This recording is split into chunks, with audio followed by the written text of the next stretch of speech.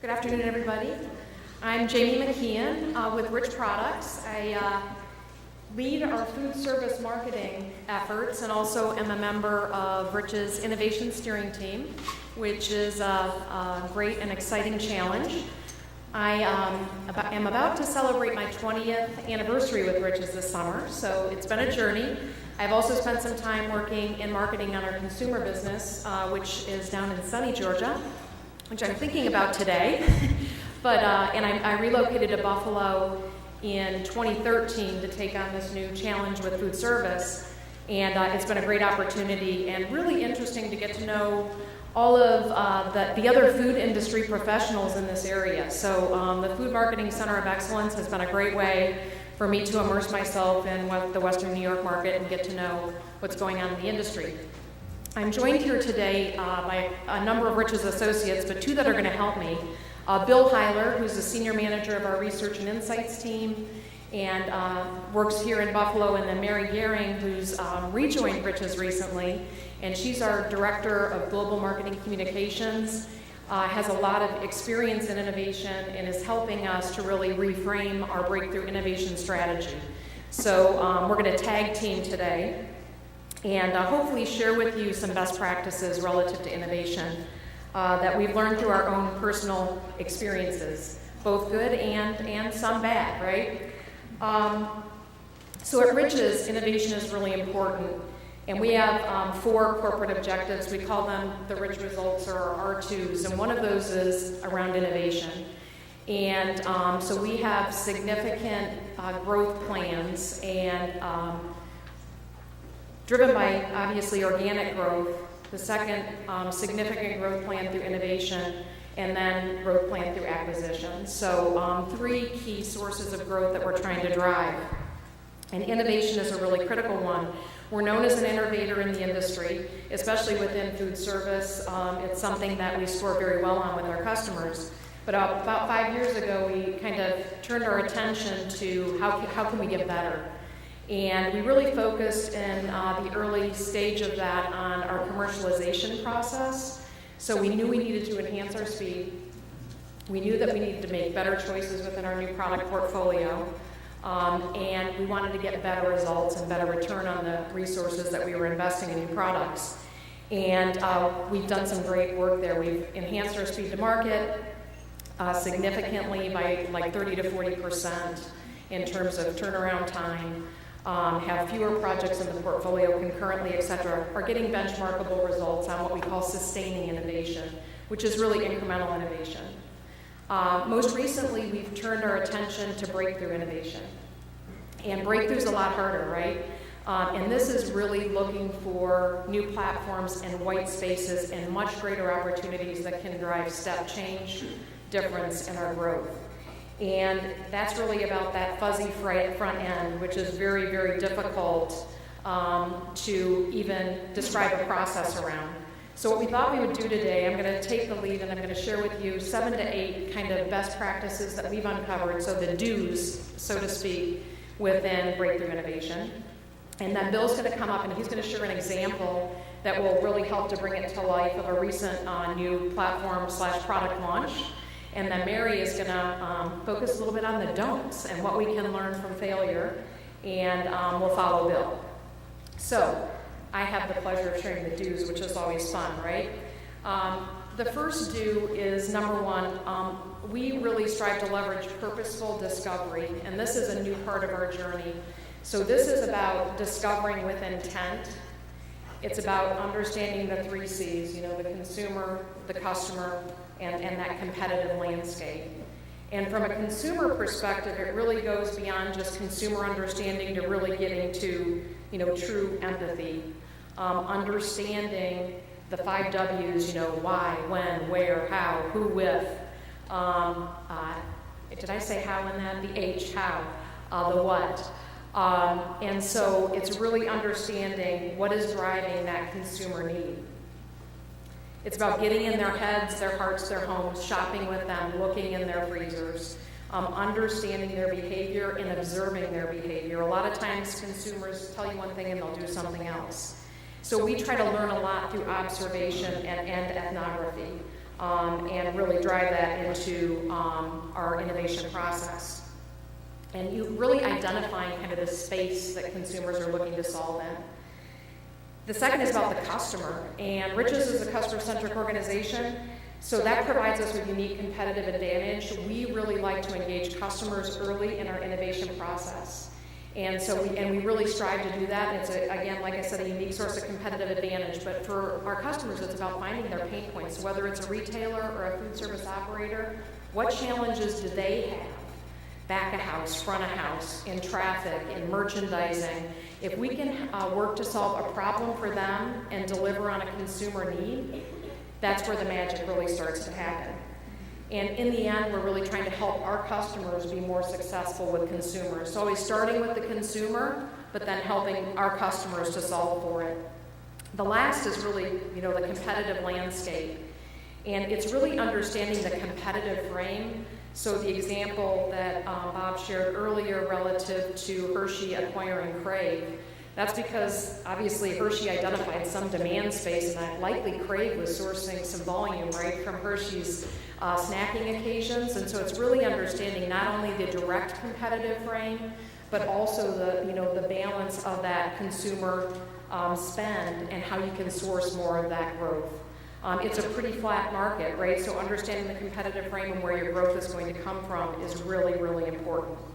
And also defining how you win in the space. The second is around focusing on platform versus product.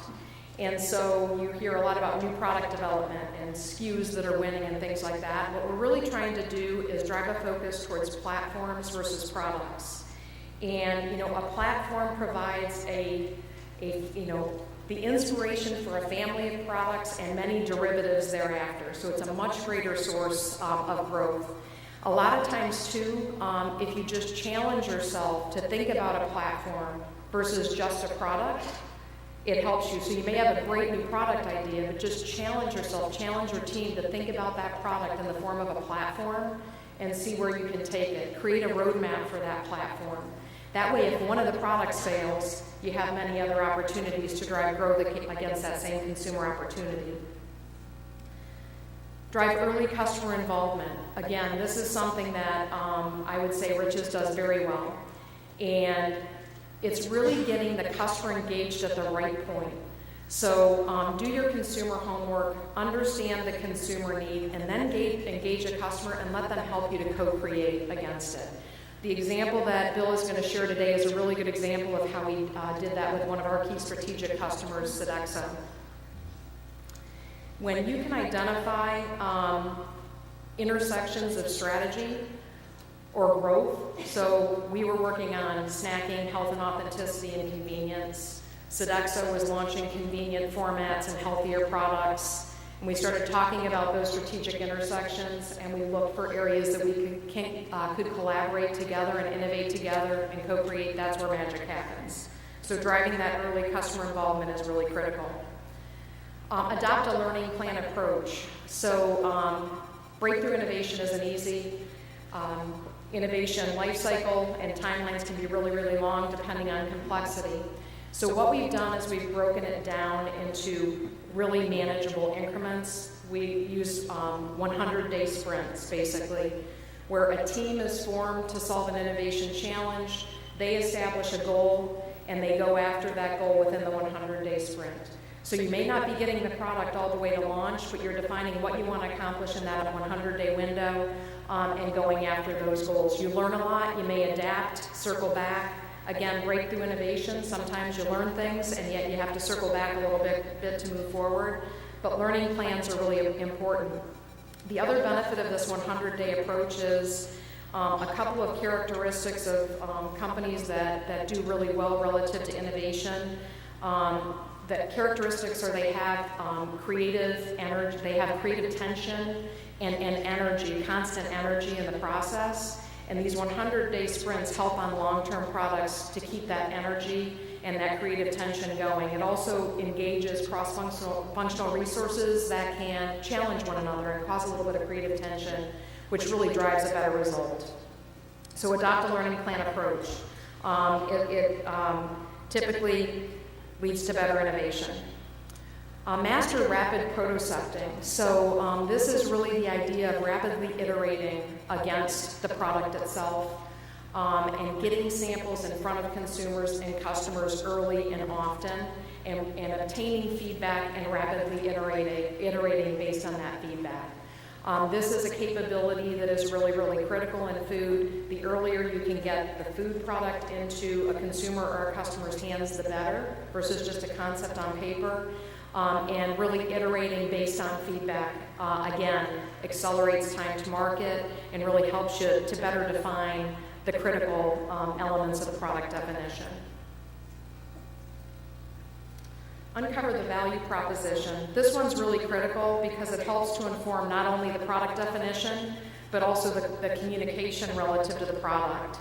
So a lot of times in consumer research, we tend to focus on kind of the product definition and those product attributes that we need to deliver. This is really about focusing on the benefit ladder and really going up that benefit ladder from those product attributes up to the emotional benefits, up to the functional benefits, and then up to ultimately the emotional benefits to deliver on a very unique value proposition for the consumer. Sometimes even if you know about the emotional benefit that you are trying to drive, leveraging that back down the ladder to really define what the product needs to deliver to the consumer. Again, it's about making that emotional connection, so starting with those physical attributes and working your way up the benefit ladder.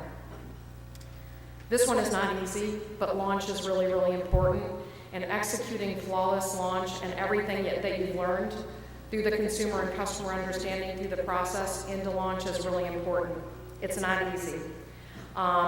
Sometimes it can be treated as an afterthought because you get so focused on the product development itself versus the go-to-market and the launch of the product.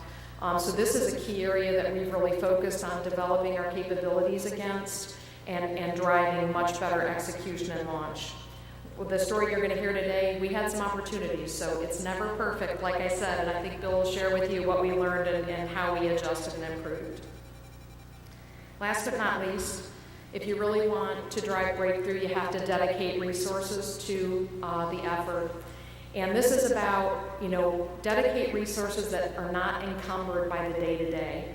So last July, I attended IFMA's Sales and Marketing Leadership Forum at Coca-Cola in Atlanta, and their SVP of Innovation spoke, and he talked about how they actually structure resources to go after innovation, and they put 70% against incremental or sustaining innovation, 20% against new brands, new ventures.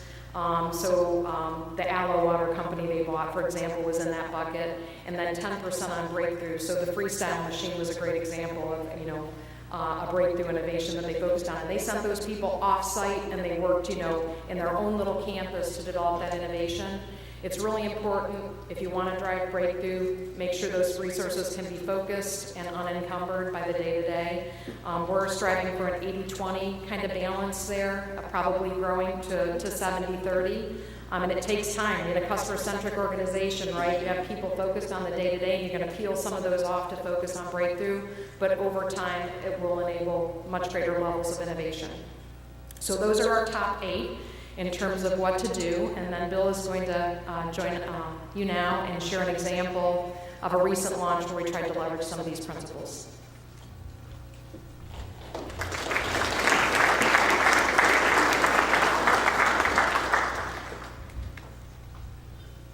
Thank you, Jamie. So now it's story time. After lunch, you have story time, right? I'm going to tell you about the story of the journey that Riches has been on with Sodexo, one of our strategic customers, to build a fresh-baked energy bar. So we are talking about a product in this case, but we will talk about what Jamie was referring to in terms of using these inspirations for platforms as well. So any great story starts with the main character, right? So this is, we'll call her Janice. Janice is our target consumer for this product, and she's literally bending over backwards, right? See the logic in the picture that I chose? Thanks, Michelle. To balance her busy lifestyle, work, family commitments with nutrition and also fitness. So she really has her hands full and really looks to fresh, nutritious foods to power her through her day. And at Rich's, we really think it's important to do a lot of the ethnographic research that Jamie was alluding to up front. Really understanding that consumer and walking a mile in their shoes leads to much better product solutions down the road. In terms of the environment, the megatrend universe that we think about when we're designing solutions for the consumer and for our customers, relates to a lot of the things that Brian was talking about in his presentation too. H&A, snacking, and premiumization, especially relating to this opportunity. And where the magic happens within megatrends is that area in the middle where everything kind of overlaps. The more megatrends that you can incorporate into your solutions, the more kind of disruptive it will be in the marketplace. So thinking about snacking in specific, because this energy bar was obviously a snacking opportunity, there's 3 different drivers of snacking that we wanted to really understand.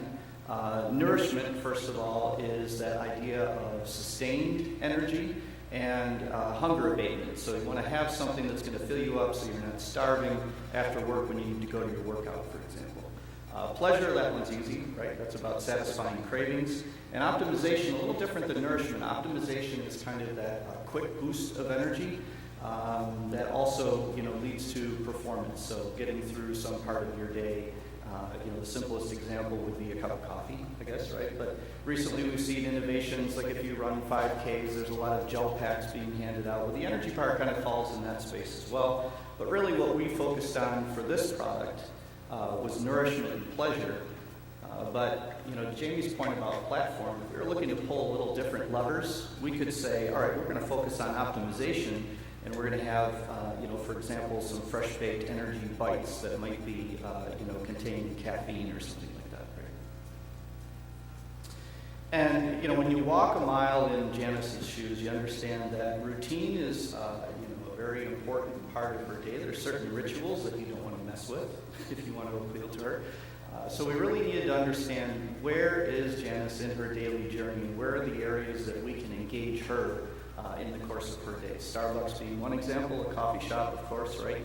Other places where Sodexo plays, the office cafeteria, juice bars, coffee stands, things of that nature, right? So we had to understand where she was and try to figure out what's the way to her heart.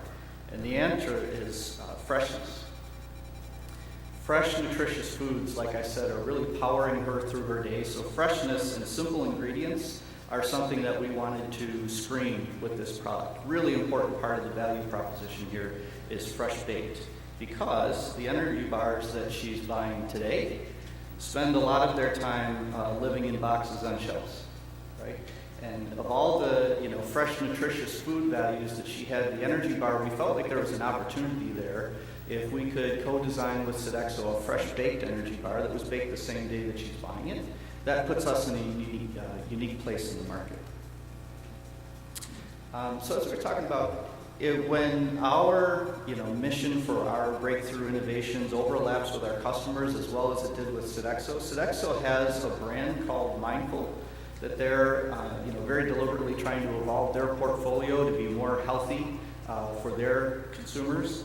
And when we talked to them about, Janice said that she'd really like an energy bar that's at max 200 calories. She wants it to have protein. She doesn't want it to have a lot of calories from sugar. When we looked at how this overlapped with how Sodexo had done their research with their consumer, it was a perfect fit.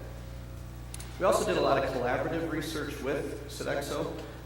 This is a word cloud. The bigger the word, the more important it was. We asked the consumer, what do you find really important in an energy bar? And the one thing that wasn't in Sodexo's kind of characteristics for a snack was protein. So that's one thing that we really focused in on.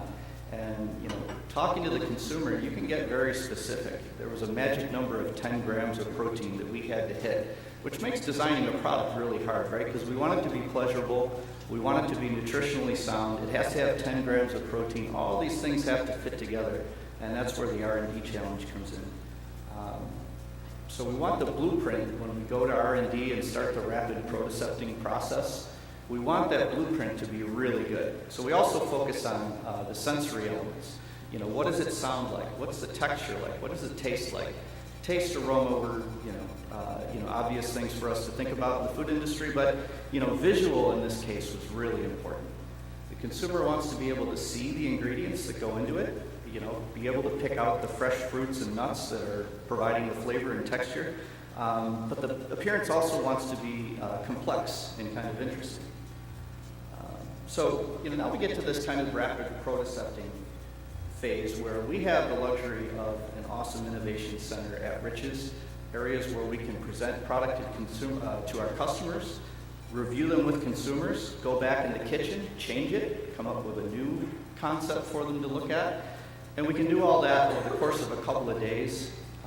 In the food industry, that saves weeks, right? Because kind of the norm is I go to the R&D lab, I give the R&D associate the specs, the changes that I want. 2-3 days later, I get my next sample, I ship that to the customer, I wait for them to find it on their dock, right? So, literally took weeks out of the development process, being able to have the consumer and the customer in our innovation center. If anyone would like to see that, because it's something that we're really proud of at Rich's.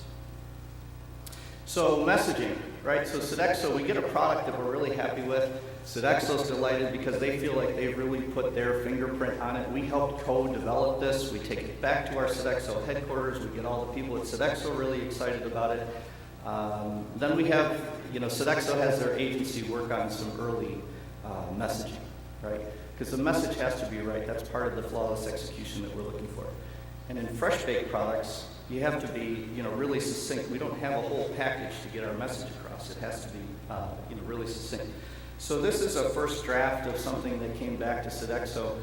Part of having the opportunity to be at the table with them is they included us in designing the point of sale and the packaging as well, which is something that generally you might not get a chance to do. But they want to collaborate with us all the way through the process. So they send us this, first kind of draft of what the messaging might look like. And there's something missing from here, right? So this is the audience participation part of the show. What's missing in this message that was really important to Janice, our target customer? Fresh baked, right? Promote that person. Very good. Yeah, so just simple things like that. Being at the table with your customer and understanding the whole process being involved is super important. And they allowed us to also influence how the product was merchandised, what the packaging looked like I mentioned. And a learning process is important too. So this last image that I want to share with you on the top is what the product originally looked like in the manufacturing facility where we started working on our prototypes. The bottom picture is a second facility that we shifted it to because what was happening in the picture on the top, the mixing process in that facility was breaking up the ingredients. The chocolate was breaking down, the nuts were breaking down. It wasn't that kind of visual that we were really after. So we learned that we had a facility that was actually much gentler to the ingredients and could deliver the kind of experience that we wanted. So that learning process is something that continuous improvement is another really important aspect that we're always after.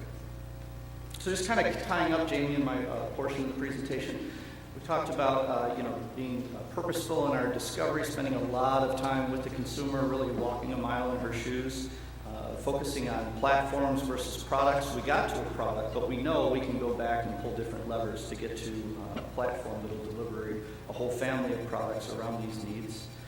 Learning approach, rapid prototyping, uncovering the value proposition, and really that messaging example, go back. When you get to the point where you think you're almost done, go back and make sure that you are true to your original insights because they're very important. And then executing flawless launch, that's an aspiration. Nothing's ever flawless, right?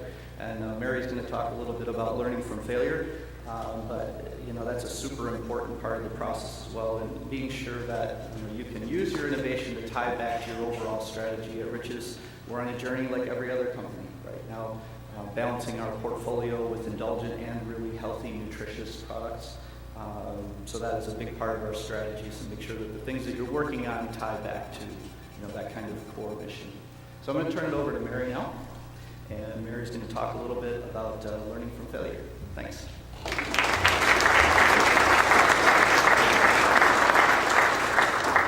Well, thank you. It's great to be here today. I've spent the last 10 years working on innovation globally, both for Niagara Foods and a lot of work at PepsiCo. I think I absolutely picked the wrong straw for this presentation. I'm going to talk about failure, which is always tough to talk about, but there's certainly a lot that you can learn from looking back at what you could have done differently. So I just want to start, 85% of products miss their mark. And so there's three critical reasons why they may do that. One is first in the proposition. So the platform, is it incremental to your business, or are you taking share from your existing business? Do you have a distinct benefit that you're positioning against? Is it ownable? Are you competing with somebody who's already doing it? Can the brand actually stretch into the place that you're thinking about moving to? Is the product experience very clear? So do people know what they're going to get when they buy the product? Is it concise, understandable, easy to recognize what they're going to get from the product? The second big piece is around relevance, and that's really where our consumer comes mostly into play. Is it, are we satisfying a need, a requirement? Is it appealing to the target that we're actually going after? And does it actually fit into the behavior that they have? It's really difficult to change people's behavior. Much easier to satisfy a need. And finally, in terms of execution, I'm sure that we all have felt this before. You can plan as much as you want. You can have an awesome product ready to go that's actually proven. You've got all of the right stuff behind you, and you fail at launch. And the reason you fail at launch is because the product's not, you can't find the product at launch. The packaging doesn't communicate the right benefits. It's not as easy to find within the store. So if you switch the brand and move it to a place that your customer or consumer doesn't usually find you, it's really difficult to find the product if they don't know where your brand is in the store.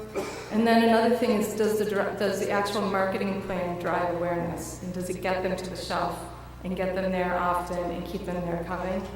So I'm just going to take you through some examples.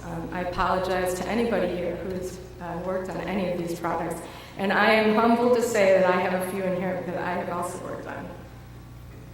So this is one really good example of products that have stretched into territories that they never really should have been in. Cheetos, lip gloss, lifesavers, drinks, and who knows what you're going to get with that. And my favorite, this idea of Colgate being a frozen food item. These are actually real products that launched. I really love the idea of Crystal Pepsi. I'm sure it looked delicious and satisfying, but people didn't really know what it was. And Zima, I still don't know what that was. And I actually was like the target for this product. So very unclear proposition. Who knows what you're going to get when you buy it. This is one for the records. A lot of kids got sick from this product.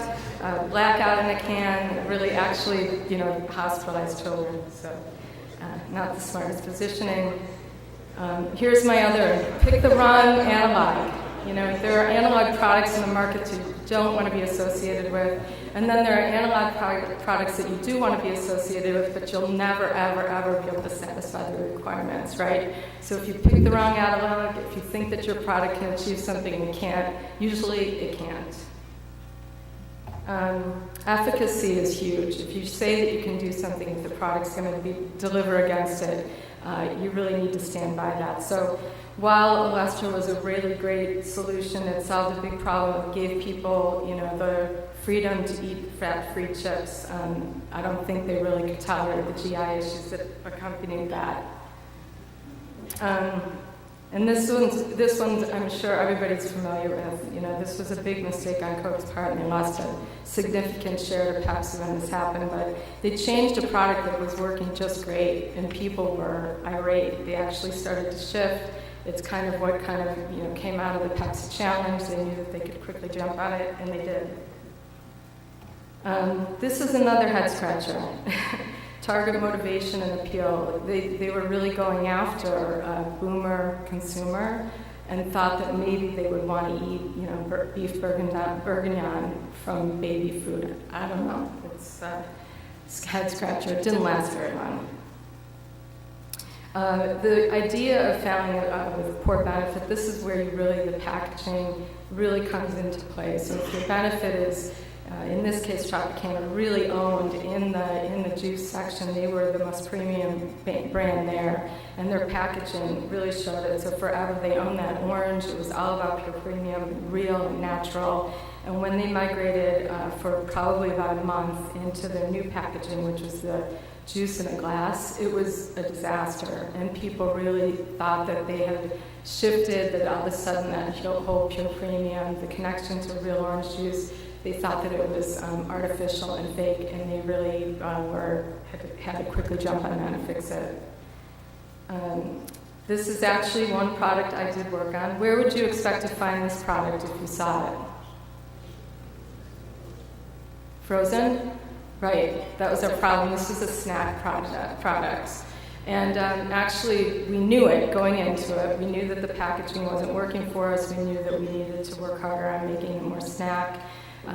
This is one of those situations of execution that you can fail, because all of a sudden everyone's expecting that it needs to get out in the market and you know you're not ready, and we do it anyway. And in this case, I think if we had stopped and paused and either readjusted expectations and said we've got to scale back, we can launch it, but chances are we're not going to have as big of an opportunity as we think we are, or take the time to actually do the packaging right and make sure that consumers know where to find it. So promote it, spend money on it. Entering the snack category where people are spending $50 million a year on advertising is a really tough thing. We knew that going into it, and yet we did it anyways, and we learned from it. And the final one is just, again, execution and limited marketing support. So here, this was Quaker and a joint venture between Mueller, which was a really popular German brand in yogurt. It was their response to the Greek yogurt craze, and it's a great product. I love this product. I really wish that it had succeeded, because there's nothing in our market that tastes like it. Again, the failure really came at execution, at launch, when we didn't have the marketing support to put behind it, and you're competing against Dannon, who has, they own the shelf. They were definitely coming right back at Pepsi and kind of squeeze this out. So these are just a few examples. I love innovation. I love doing it. I love the whole idea of trying to think of something new, and it's really tough work. And sometimes we get too excited about a product and we forget what's really important. Sometimes we make decisions based on the fact that we just want to get the product out, and we don't take the time to make sure that we're doing things right. And sometimes we know what's wrong, and we